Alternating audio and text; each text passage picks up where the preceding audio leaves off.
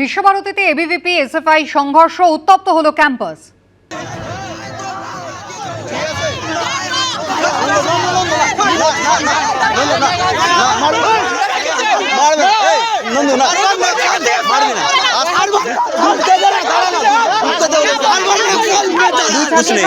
আলাদা আলাদা কর্মসূচি ঘিরে সংঘর্ষ বাধে শান্তিনিকেতনের রতনপল্লীতে এবিভিপি সমর্থকদের বৈঠক ছিল।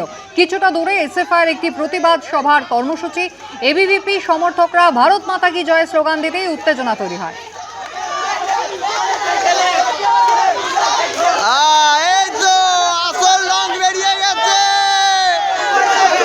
দুই সংগঠনের পড়ুয়াদের মধ্যে ধস্তাধস্তি, হাতাহাতি শুরু হয়। সংঘর্ষে আহত হয়েছেন বেশ কয়েকজন। হাইকোর্টে ধাক্কা খেল রাজ্য সরকার।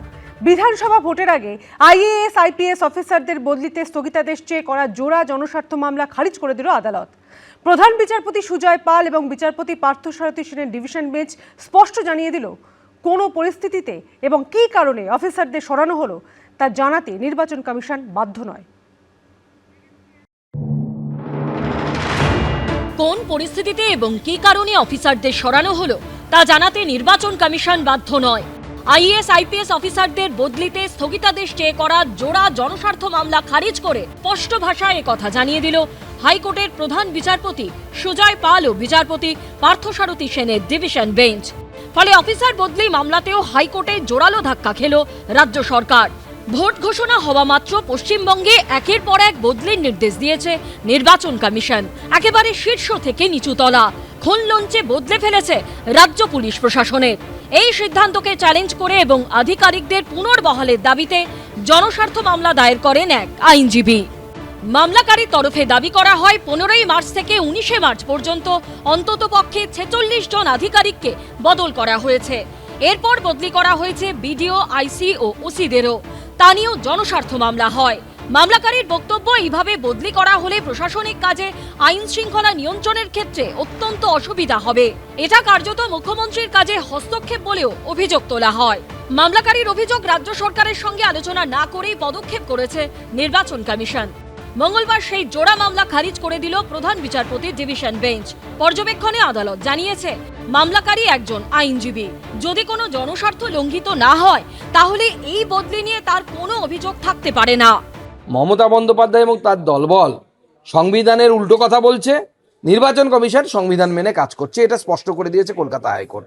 তৃণমূল দলের সম্পদরা যারা জেলায় জেলায় বুথে বুথে আছে, ভোটের দিন যারা চুরি ছাপ্পা প্রক্সি করবে, আর এখানকার পুলিশ যারা তৃণমূলের কৃতদাসত্ব করে তারা মদত করবে, এইভাবেই তো বাংলায় ভোট হয়েছে।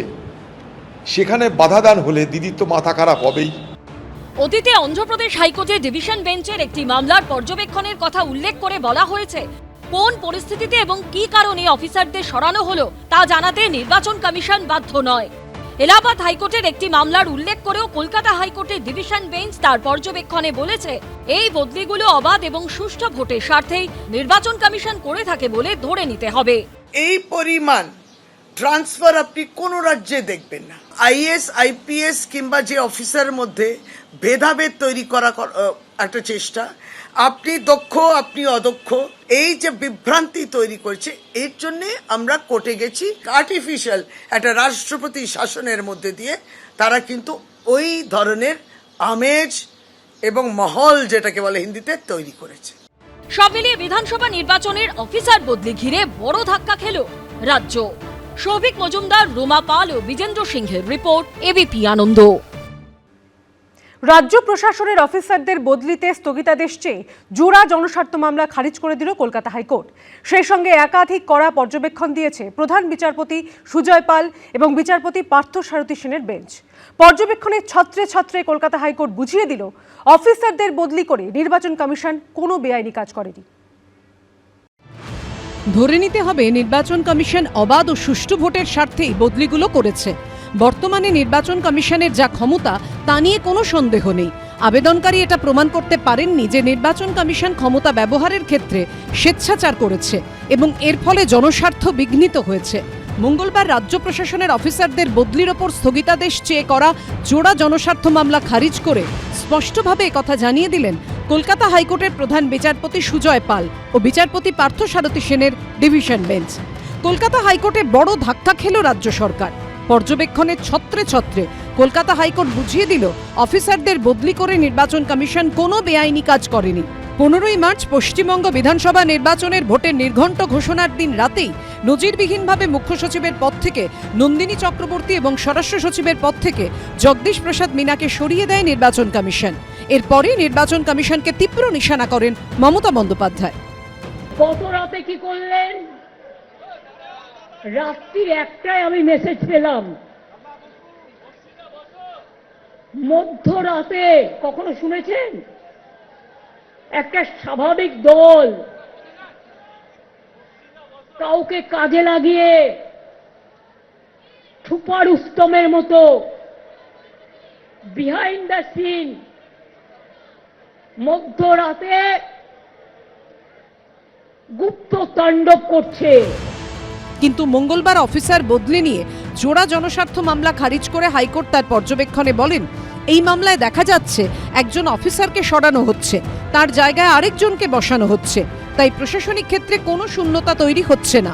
নির্বাচন কমিশন বেশ কিছু সংখ্যক অফিসারকে বদলি করেছে বলেই এটা বলা যেতে পারে না যে তাদের এই সিদ্ধান্ত দুরভিসন্ধিমূলক, স্বেচ্ছাচার কিংবা খামখেয়ালিপনা। মামলাকারী এখানে রেসপন্ডেন্ট নাম্বার 9-এর ইমপিচমেন্টের প্রসঙ্গ উত্থাপন করেছিলেন, কিন্তু এই মামলার ক্ষেত্রে আমরা তা নিয়ে হস্তক্ষেপ করার কোনো কারণ আছে বলে এই মুহূর্তে মনে করছি না।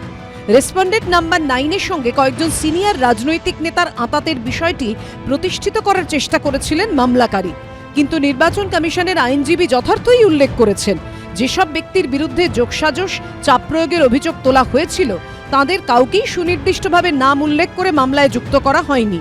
এই পরিস্থিতিতে জাতীয় নির্বাচন কমিশনের বিরুদ্ধে বিদ্বেষমূলক আচরণের কোনো অভিযোগই গ্রহণযোগ্য হতে পারে না। কেবল মৌখিক বা ভিত্তিহীন দাবির বাইরে কোনো প্রমাণ আদালতের সামনে পেশ করতে পারেননি মামলাকারী। আর্টিকেল 329 এবং অনেক দিন ধরে ধারাবাহিকভাবে সুপ্রিম কোর্টের যে আছে যে ইলেকশন একবার চালু হয়ে গেলে সে প্রসেসটাকে এর একটা খুব সুন্দর কথা ব্যবহার করেছে, একটা লিগ্যাল ফিকশন তৈরি করে, অর্থাৎ কাল্পনিক একটা আইনি জটিলতা সৃষ্টি করে নির্বাচনকে আটকে দেওয়ার এই প্রসেসটা কিছুতেই ভারতের মতো গণতন্ত্রে ঠিক হবে না। সুতরাং এই পরিপ্রেক্ষিতে এটাকে যে হাইকোর্ট নাকচ করেছে এটা আমার মনে হয় একদম ঠিকই আছে, কারণ এটার মধ্যে একবার ঢুকতে গেলে আর কোথাও থেকে আসবে না। ঠিক এরকম অন্যান্য রাজ্যেও এই বদলিকে নিয়ে হাইকোর্টে মামলা হয়েছিল। কর্ণাটক হাইকোর্ট, অন্ধ্রপ্রদেশ হাইকোর্ট এবং এলাহাবাদ হাইকোর্টে এই মামলা হয়েছিল। সেখানেও জাজেরা যে অবজারভেশন দিয়েছে যে সুষ্ঠু এবং অবাধ নির্বাচন করতে গেলে নির্বাচন কমিশন যদি কাউকে ট্রান্সফার করে তার জন্যে কোনো রকম কারণ দর্শাতে হবে না। রাজ্য সরকারের উদ্দেশ্যে কড়া পর্যবেক্ষণে প্রধান বিচারপতি সুজয় পাল ও বিচারপতি পার্থসারথী সেনের ডিভিশন বেঞ্চ লিখেছে, রাজ্য সরকার মামলাকারীকে সমর্থন করছে বলে তার মানে এই হতে পারে না যে তিনি আবেদনের পরিধির বাইরে যেতে পারেন। রাজ্য সরকারের সমর্থনও আবেদনকারীর যুক্তিকে জোরালো করছে না। একইভাবে রাজ্য এক্ষেত্রে রেসপন্ডেন্ট, তারা কখনো মামলাকারীর জুতোয় পা গলাতে পারে না। সৌভিক মজুমদারের রিপোর্ট, এবিপি আনন্দ, কলকাতা। এবিপি আনন্দ, এগিয়ে থাকে, এগিয়ে রাখে।